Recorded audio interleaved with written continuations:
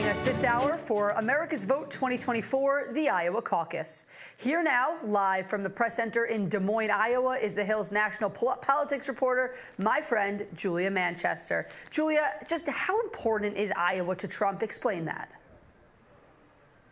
Yeah, Michael, it's really good to see you. In terms of how important Iowa is to Trump, Trump wants to come out of Iowa being essentially the presumptive Republican Party nominee. He wants New Hampshire and South Carolina to be easy contests that he can sail through ahead of going into Super Tuesday. And of course, that first court date ahead of Super Tuesday. So you see Trump really ratcheting up the rhetoric on a number of his rivals, DeSantis, Haley. We know that he and Haley haven't gone after each other the same way he and DeSantis have, but that rhetoric has certainly increased with Haley. But what was notable, Michael, was former President Trump going after Vivek Ramaswamy, who is polling at 8% in Iowa. And what that tells me is that even though Vivek is polling very low, Trump wants to get as much support as possible. And a lot of Vivek Ramaswamy supporters happen to be Trump supporters or could lean in Trump's direction. So Trump trying to take no chances here in Iowa tonight.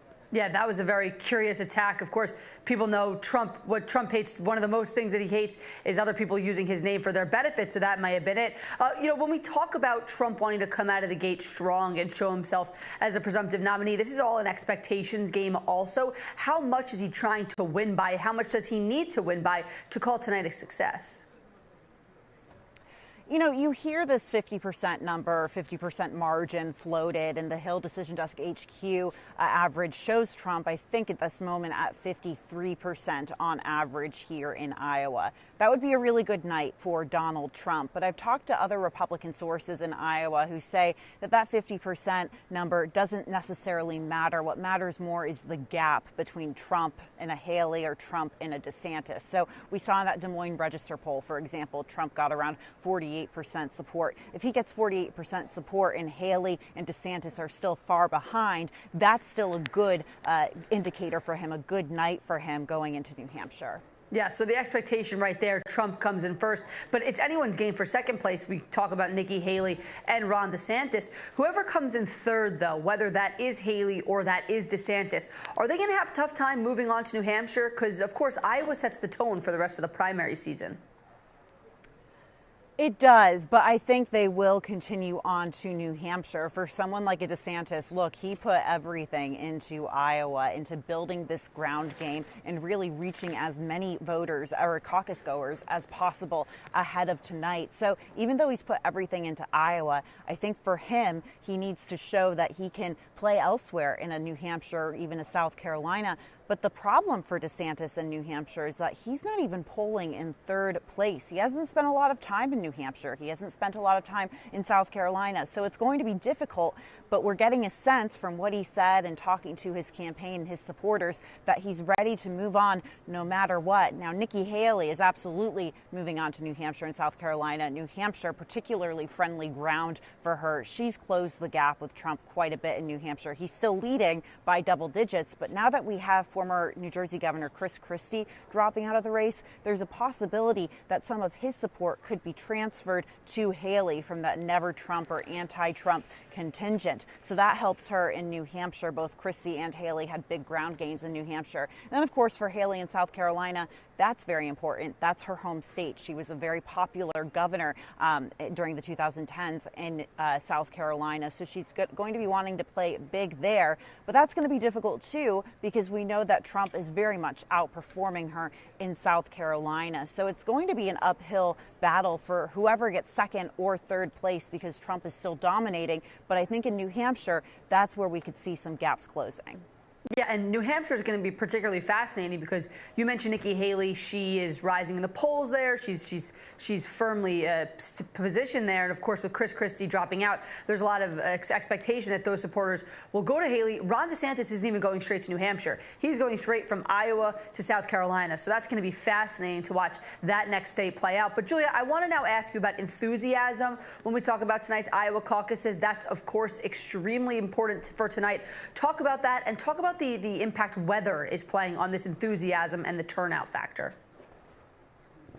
Yeah, you know, Michael, enthusiasm is always so important for a caucus because we know that caucuses in general are lower turnout, tend to be lower turnout than primaries because it's so involved, because you have to get up and walk or, head to your caucus site and stay there for the duration of the meeting. So add on to that these very cold temperatures and potentially some icy roads in some rural areas. That's going to be difficult. And I mentioned those rural areas for a reason. That's where Trump is really trying to run up the score in those rural areas. And if the roads aren't good in those areas and those voters decide to stay home, that's not going to be great for Donald Trump when he's trying to compete. However, in the suburbs, the Ankeny, the Ames, the Clives, I think we could see definitely a higher turnout, and we could see that potentially benefiting Nikki Haley. We know that she is seen as a very strong suburban candidate. She plays well with those suburban female voters we talk about so much. So turnout's going to be huge, but I think it's going to depend on, which part of the state in terms of the weather, but really a perfect storm for low turnout tonight in Iowa. That's one way to put it. The Hill's national politics reporter, Julia Manchester, thank you so much for joining us. Julia, stay warm, and with the few hours you have left in Iowa, make sure you make good use of the campaign trail eats, because that's extremely important when you're on the campaign trail. I know I still need to get some Casey's pizza, so I'll keep you updated. Thanks, Julia. And joining me now is Democratic strategist Amisha Cross. Amisha, thank you so much for joining us. So look, when we talk about Iowa here, and I mentioned this with Julia earlier, turnout is key. That's with any caucus, but especially tonight because of the inclement weather conditions over in Iowa. Who do you think that those weather conditions and what's expected to be lower turnout, who do you think it's going to impact the most? Definitely DeSantis, to a point that you made a little bit earlier. He put in the most in terms of the ground game in GOTV. He's been to every county there. His people have been knocking on doors. He fashioned to make sure that buses were there to help get people out to the polls. But I think that we cannot underestimate the way that the Lord works. This frigid weather, those temperatures, the snow, it is a recipe for disaster in terms of people coming out. And I think that that's a very difficult thing for all of the campaigns. But because this particular caucus means so much to a flailing campaign for Ron DeSantis as Nikki continues to surge, this could be the end of the road. Yeah, and I mean, look, as you mentioned, you can have all the ground game in the world, you can have all the preparation in the world, but nobody can plan for the weather. So look, tonight there's obviously been all the focus on the Republican side of the race. It's the Republican Iowa caucus tonight. But I want to bring in the Democrat side as well, because of course what happens in the primary, that's going to lead to the general election. Nikki Haley faces has the best standing against President Biden among Haley, DeSantis, and Trump. There was a recent CBS News YouGov poll that I found really interesting. With Haley against Biden, Haley leads by 8 points. Trump versus Biden, Trump leads by 2 points. DeSantis versus Biden, DeSantis leads by just 3 points. That all being said, do you think the Biden campaign is watching tonight and watching these primaries nervous of Nikki Haley's rise in the polls? Because just in this one snapshot right here, she has the best chance of beating the current president. I think that the Biden campaign has been watching the primaries and will be watching up to the end for the Republican primaries because, quite frankly, Biden and whoever wins the Republican primary, they have to go toe-to-toe. But the American public has shown in poll after poll that they aren't too excited about having Biden and Trump run against each other again. But more importantly, I think that here you have in Nikki Haley, a candidate that's younger, a candidate that's a woman, a candidate that brings diversity, a candidate who's able to bring in some swing voters, a candidate who is able to bring in some moderate voters. There are some significant challenges that she could pose for a Biden administration or a Biden reelect that are not going to be the same if he runs against a Donald Trump. And I think that that is definitely something that the Biden campaign is being very keenly aware of. But right now, Donald Trump is still light years ahead of all of his opponents. So it looks like unless some seismic change happens along this trail, that he's more than likely going to be the Republican nominee. We talk about, you mentioned a potential seismic change. I mean, there are all sorts of opportunities for that in the coming year when you talk about the former president because of his litany of legal situations, right? He's facing 4 different indictments. He's on trial in a number of different cases. You know, I know that you focus on Democrats as a strategist, but just as a political mind overall, do you say, with the 4 indictments, we saw the former president actually rise in the polls. But as we get towards having the visual of him going from courtroom to courtroom as he crisscrosses the nation to go from campaign stop to campaign stop. Do you see any possibility where these legal issues could start impacting his standing in the polls in a negative way? Absolutely.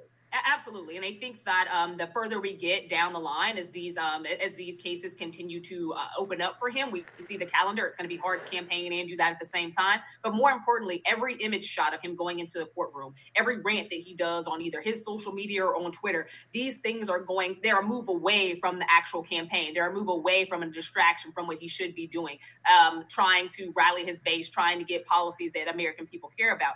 I think that it creates an avenue for a Nikki Haley specifically to slide in. Could it have been done without these trials, without everything that he has in the jurisdictions that he's actually being tried in?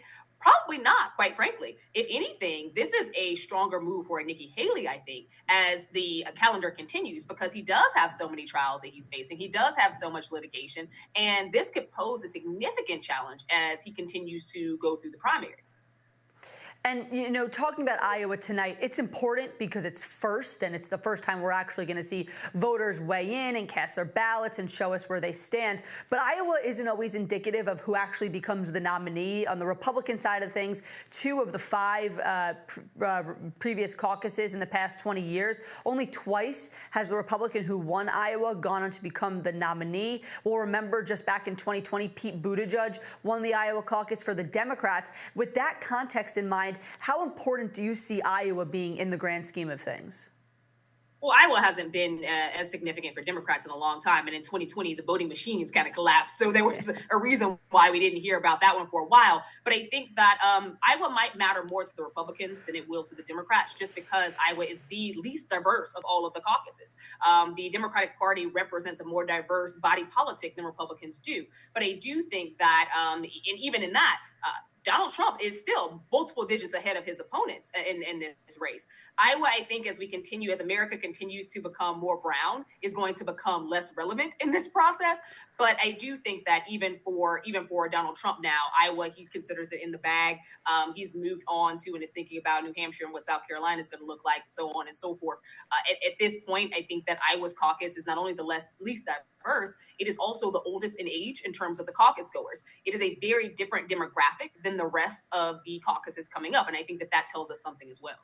And even to, add to that of reasons why it may not be as significant as it used to be, this year I think that the expectation is we're going to see much lower turnout than previous years, again, because of that weather, the icy conditions, the snow, and the sub-zero temperatures. Bringing the conversation back to your side of the aisle, Amisha, I want to talk about the Biden campaign.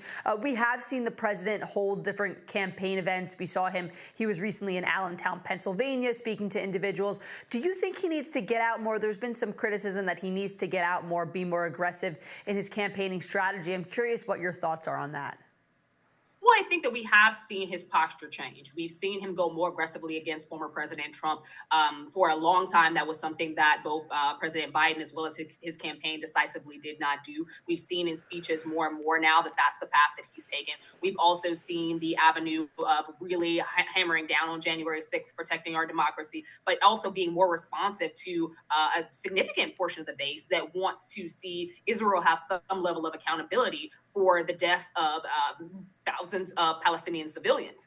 I think that we're watching a president utilize his posture in a way that it makes sense. But I agree. I think that he has to get out more. I think that there are certain areas across the country that are quite frankly very upset and apathetic towards the 2024 race in general, who will probably sit home. And these are people that he absolutely needs. I'm talking about Black voters. I'm talking about younger voters. These are very strong bases of the Democratic Party. There is no shot for Joe Biden to become president again if those populations decide that this race is not important. And he's got a lot of groundwork to build because, quite frankly, many of them are frustrated right now. And I think his campaign is working towards that building. Something I wanted to ask you about was you mentioned the speeches about January 6th, the January 6th, 2021 attack on the Capitol. We saw the president give 2 really passionate speeches this month about that, of course, as we eclipse the 3-year anniversary. Do you see this as a salient campaign message as we head into the 2024, as we're seeing the primaries pick up, getting closer to the general? Do you see this as being salient among voters, or do you think focusing on more things like the economy and abortion would be well suited? Or you can handle both. What do you think, I guess, are the more salient campaign issues heading into 2024? I think the president can walk and chew gum at the same time. But if we're looking at American voters, what the Democratic base is voting on, especially because of the migrants that have been sent to places like my hometown of Chicago, that have been sent to New York and things like that, border policy matters.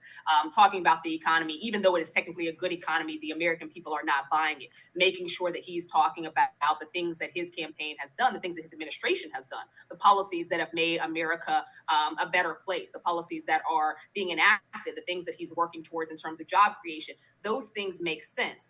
Lowering the cost of prescription drugs. He's got to hammer those things home while he is out on the campaign trail.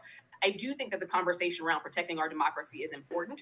That will never not be important. We have to recognize that we only have a democracy if we keep it. That is a fight every single day. But I would argue that the average American citizen, be it whether they're on the right or they're on the left, they're not going out to the polls voting on January 6th. There's got to be a more streamlined ideology about why this matters, particularly because of the threats America faces today. We don't look at the past, we look towards the future and what that actually means. Amisha, really quickly before we go, first, second, third tonight for Iowa. What are your predictions? Donald Trump is first, Nikki Haley second, Ron DeSantis a very distant third. All right, we'll have to leave it there. Amisha Cross, thank you so much for joining us. Thanks for having me. All right, and thanks for joining us this hour of The Hill. We'll get to a little more news. The winds are high, but the stakes are higher as the countdown clock closes in with less than 1 hour until caucus goers weigh in. Candidates are wrapping up their final pushes, hoping they can get every last vote to propel them to the top.